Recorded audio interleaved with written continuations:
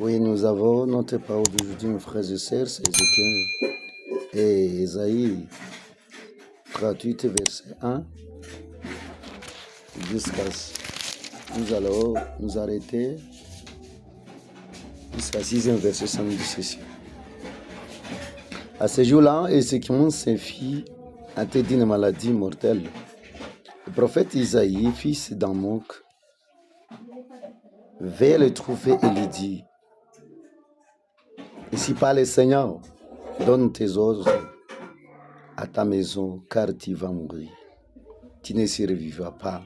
Ézéchias tourna son visage contre le mur et pria le Seigneur. Il dit: Ah Seigneur, daigne te souvenir que j'ai marché à ta présence avec loyauté et de cœur intègre, et que j'ai fait ce qui est bien à tes yeux. Ézéchias versant d'abondantes larmes. La parole du Seigneur fut adressée à Isaïe. Va et dis à Ézéchias: Ainsi parle le Seigneur, le Dieu de David, ton père, et j'ai entendu ta prière, et j'ai vu tes larmes. Je vais ajouter 15 années au nombre de tes jours.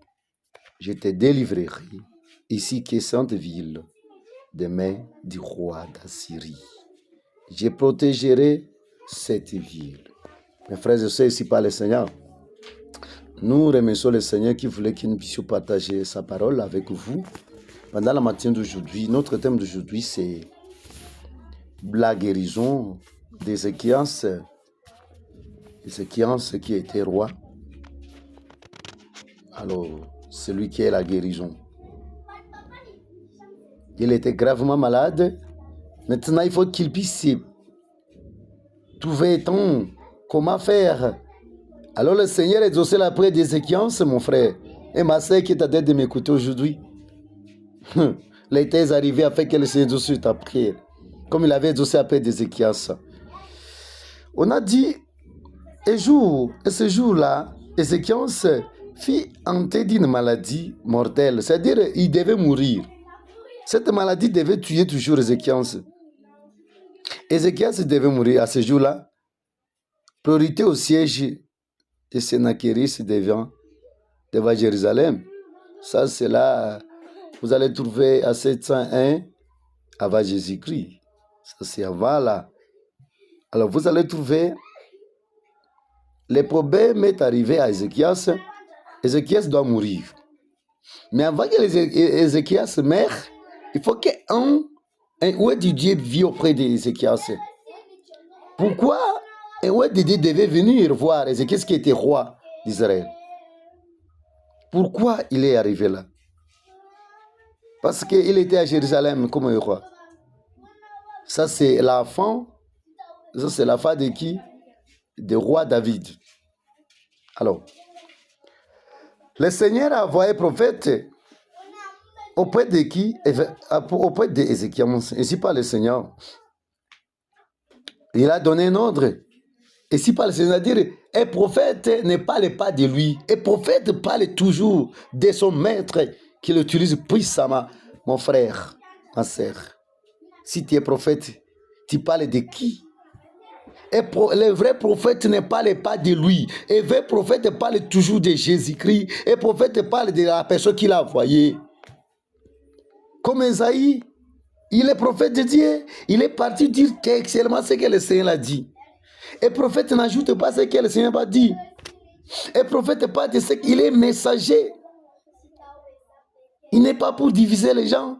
Il est là pour aller prophétiser la puissance du Seigneur Jésus-Christ. Il a dit, donne l'ordre à ta maison, car tu vas mourir. Prépare le testament parce que tu dois mourir.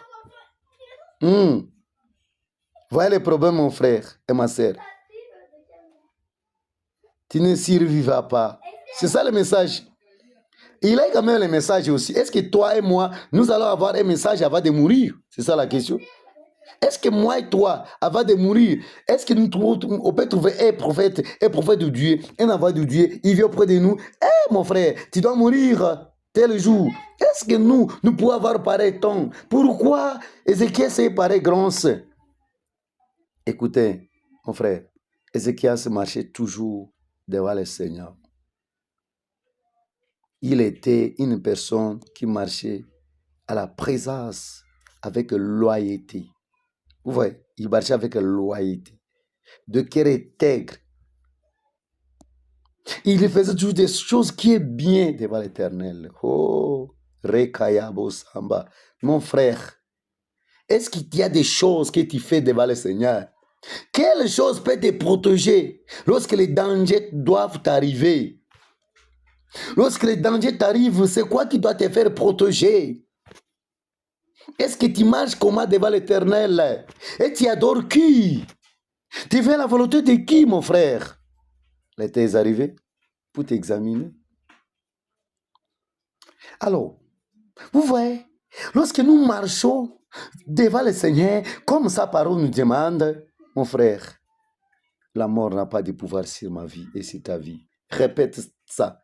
La mort n'a pas de pouvoir sur ma vie parce que je marche droit devant le Seigneur. Alléluia. Nous trouvons dans cette parole la dimension grandiose, la puissance de l'amour de Dieu. Et Dieu n'a pas qu'à changer. Mon frère, ça c'est la parole prophétique. J'aimerais prophétiser aujourd'hui sur ta vie. Toi qui es tenté de me suivre, toi qui fais la volonté de Dieu, tu ne mourras pas. Tu vivras au nom de Jésus-Christ. Tu vivras. L'été est arrivé. L'été est arrivé, mon frère. Tu vivras, tu ne mourras jamais. Orobokayabasete. Merci Jésus. Fais ici pour tes enfants.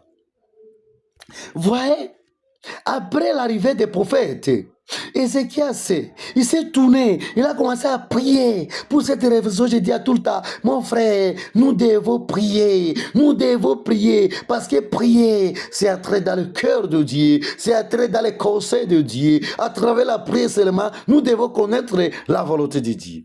Est-ce que toi, tu es à l'état de prier? Est-ce que tu es à l'état de prier, mon frère? Il a prié. Ézéchias a prié. Il a tourné son visage contre les murs, pria le Seigneur. Seigneur, il dit, Seigneur, daigne te souvenir que j'ai marché à ta présence avec loyauté, c'est la prière, de cœur intègre et cœur pur. J'ai fait ce qui est bien à tes yeux. Ézéchias versa la larme. Il plaira dans sa prière. Il a pleuré. Oh, le Seigneur a compris? Non. Mon enfant ne peut pas mourir?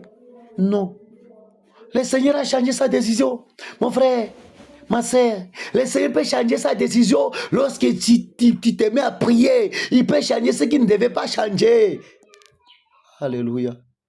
Mais si tu ne pries pas, tu dois mourir à cascade.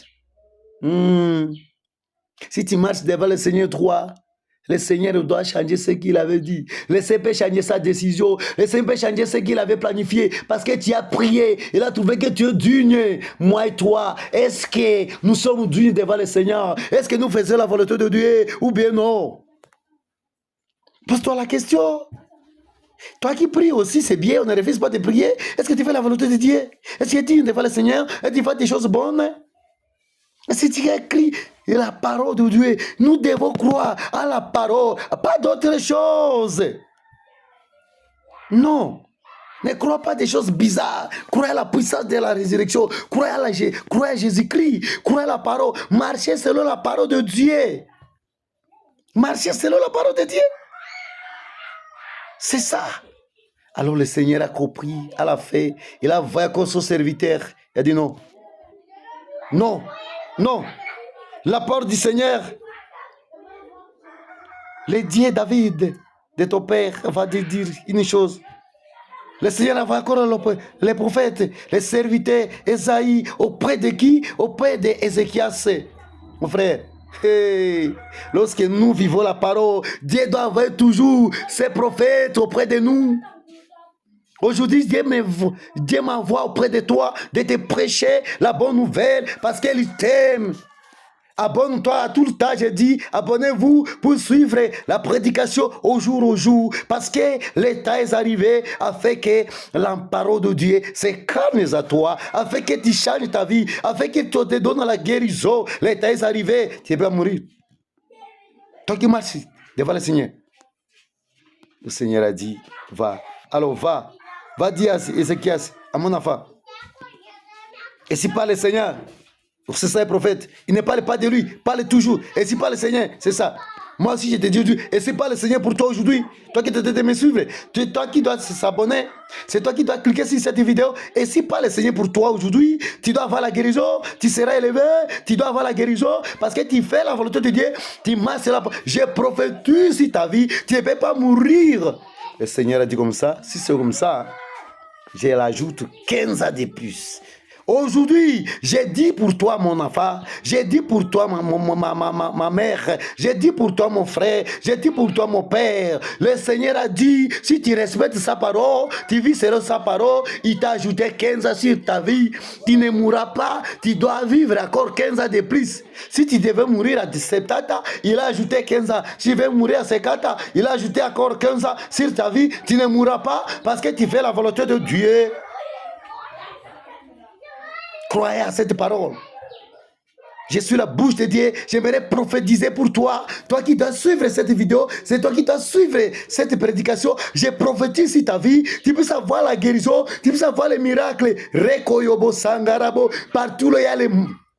Partout les malades, je prie pour vous les malades, afin qu'ils puissent avoir la guérison, afin qu'ils puissent toucher la main grandiose de Dieu, la main de Dieu puisse te toucher, la main de Dieu puisse te donner la guérison, ils puissent avoir 15 ans de plus encore. Merci Seigneur, parce que nous avons crié à toi, tu as touché à tes enfants, au nom de Jésus. Que le Saint te bénisse, c'est votre simplicité tous les jours. Shalom, de Jésus, que les trop bénisse. Recevez la grâce de Dieu, la puissance de Dieu. Abonnez-vous massivement.